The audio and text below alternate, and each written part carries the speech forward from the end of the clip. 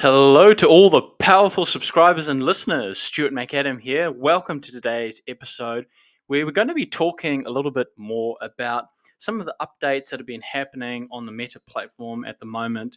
And this includes, the requirements for actually joining the platform in the first place and why some EU regulations could derail Meta's plans for advertising in the EU in the future. We're going to be having a bit of a look at retargeting and also some of the tracking um, updates that have been happening, both from a retargeting perspective on Instagram and also on the Facebook platform as well, with the ID attribution, which is basically the window in which Facebook can track people that have gone to your website and then gone on to purchase. So it's very exciting, but just before we get started, don't forget to hit that like button down below for support and smash that subscribe button if you are new to the channel and you want regular updates and easy to listen to discussions and conversations about social media marketing on Facebook and Instagram and also other platforms as well. So, getting into the first thing, probably is worth discussing how on a lot of the major platforms, it's been reported that the European Union is reportedly set to bar Meta from requiring personalized ads updated. So, it's it won't directly force them to change, but their data protection board has said that they can't require users to accept personalized ads. And obviously, one of the requirements to join the platform is that you agree to pretty much being tracked for data collection purposes, and that way advertisers can put customized, personalized ads in front of you. And what this may lead to when you have a look at it is you can opt out of targeted ads, and you can decline customized ads from third party apps and sites. But both data boards acknowledge that there's been decisions, but they didn't comment on what they entailed. And someone from Meta, like a spokesperson, said it was too early to speculate, and it might actually be a similar thing to what's happening with Apple, where it may greatly limit Facebook's ability to deliver more customized types of advertising. So, what you might actually see in the future is that the user based interest targeting within the European Union, if you advertise there, is going to be more challenging, and you probably just find it's going to be more broad based. Or the other option may be you will find that more advertisers will have to turn to artificial intelligence tracking to find out exactly where people are coming from, what they're interested in, and track them that way. Because without the data and information, it's going to be very difficult to do that. And whether or not they go towards other platforms like Amazon and Apple and say the same thing as well, it will be very interesting to see. So that kind of brings me across to one of the next points, which is you can now target your Instagram followers. And that's quite a cool little feature to have. I was having a listen to Ben Heath's video on that the other day. Big, powerful shout out to Ben Heath, who is a great Facebook advertiser. I would highly recommend you go check out his channel. And he was just basically walking people through the requirements that someone needs to go to when setting up a custom audience that targets people on Instagram. And I may make a video on this a bit later on, but at the moment it's kind of been quite crazy with all the stuff that's been going on. I just haven't gotten around to it. But all you would really need to do is just go into the meta sources within setting up a custom audience and selecting Instagram account, selecting next, and then all you need to do is select people who started following this professional account. So um, that's basically the people that have started following you in a set period of time. And the difference between this, though, is actually there is not a set time. So if you select it, the period of days actually just drops off altogether, and that way you can only target the people that are following your page. And I think one thing that this is going to do quite a lot is for brands that have chosen the harder route to organically build up their content and subscriber base through real followers and engaged followers, they're more likely to reap the rewards of a successful advertising campaign as opposed to those platforms that are buying cheap followers or um, getting followers from overseas. It's going to be very interesting to see how these campaigns go. I might actually give it a try and see what the level of interest is going to be like in a campaign with Instagram followers only for a conversion based sales campaign. Can we get more sales? Are they going to be more cost effective? Is it not going to make a difference? Is it going to be more expensive? I can't say at the moment, but it will be quite cool to run a few tests and see what the eventual outcome of that is. And that kind of brings us through to some of the other more interesting tracking that's set up at the moment. There are some accounts I've heard that are allowing 28-day attribution. Now, that's again something that I've heard from some of the groups that are, sort of with Facebook advertising. People are saying that they can see 28-day attribution windows that's showing up in some of the tracking. But whether that sort of gets rolled out universally, it's time will tell. It's kind of been like the Meta Business Suite, or probably a better example is campaign budget optimization. There was some talk uh, about 3 years ago when they were saying you could only have campaign budget optimization after a while, and of course, the smartest advertisers were just gearing up for setting up campaigns that would split the budget across multiple campaigns and only have one ad set, rather than having like 3 or 4 ad sets. But now with the attribution setting, some people say it is changing and it's going to change again. And whether or not that happens, I guess only time will tell. Um,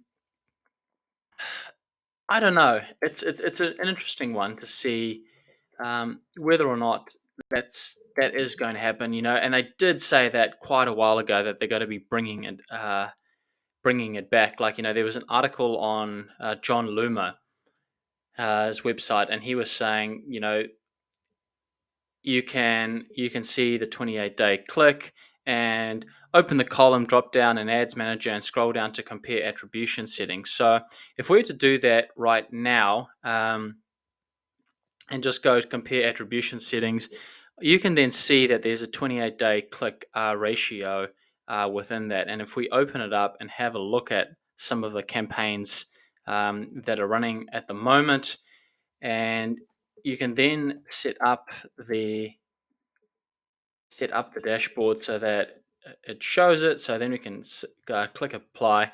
You can actually see the 28-day click attribution is showing up a little bit, but it does, like, things do look a little bit different from what they did before, perhaps. And it's quite interesting having a look at a lot of this data and whether or not it actually attributes it. Because if we were to actually use some of the AI tracking from Hyros, for example, and let's use all the campaigns where there actually um, has been the sales within the campaigns, and let's actually just sort of give you a quick rundown on how accurate this data um, may actually be. So let's compare it to the last 28 days for my client MKM, and so we can see so far that in a couple of the campaigns, for example, we've got four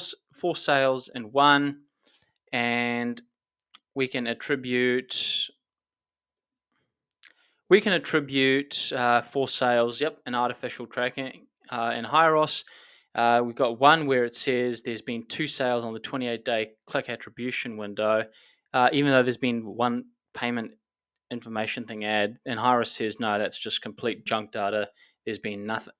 There's another one where it says there's been 12 website purchases on the 28-day attribution and only 6 within Hyros, one says 7 sales as opposed to 6. So, you may actually find that the data that you have is slightly mixed and confusing. And probably the best way to address untangling a lot of that is probably to focus more on just looking at one set of data, which is probably the 28-day click attribution, and comparing it to what you have within AI tracking if you have it. And if you don't have it, look at how it compares to the actual sales that you can see coming in. And one question that people are asking all the time at the moment is, how do I know which data is actually reliable? And the answer I give them is whatever the end result is. So you could be generating theoretically all the leads and sales in the world on Facebook, but if you're not seeing that on the side of your e-commerce store or your your Shopify dashboard or whatever it might be, then it's ultimately not going to count for anything. So have a look at that and see exactly what um, the conversion details are. And then if you do have artificial intelligence tracking like Hyros, you can go into the dashboard and see for yourself whether or not it's the real deal or whether or not it's just a load of baloney. And a cool thing that I guess you can see with the 28-day click attribution is right now you can see, for example, the in one of these tests that we had, it says there was 4 add to carts in the 7-day window, and then on the 28-day click one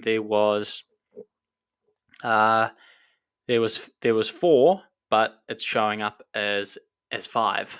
So interesting. And if we were to sort of pull back the data and see like what the end result was with the sales, it's actually um, it actually says 2, but that looks like 2 people that made it to the checkout rather than 2 people that actually bought. So the data can be a little bit confusing uh, overall. And whether or not that's going to um, be a good thing or whether that's going to be a bad thing, I don't actually know. I kind of would rather just go down the route of continuing to um, using the artificial intelligence tracking wherever possible. Yes, you do have to spend a bit more money on that, but I can tell you what, it's been a revolutionary game changer in increasing um, the ROI for the clients I have that do use it. So it's a great investment. And that kind of brings me over to the final article which I wanted to talk about today, which is entrepreneur.com, talking about the best way to grow your business on social media. And they have point number 1, which I think is very often overlooked: deciding which platform is best for your business. And when it comes to deciding on that platform, I think the question I would ask a lot of companies these days is, what is your ultimate goal with being on a social media platform? Are you there for branding purposes, or you're there to build and grow your business with leads and sales and advertising? And if the answer is the first one, you probably want to go and have a look at platforms like TikTok and YouTube, which will organically push your content all the time. If you're looking to advertise a little more heavily, go and have a look at Facebook. Go and have a look at Instagram. Go and have a look at YouTube. Go and have a look at Google and some of these other platforms that are very advertising friendly. Right now, it seems like there's a lot of companies that are bigger that are pulling their advertising spend out of Twitter.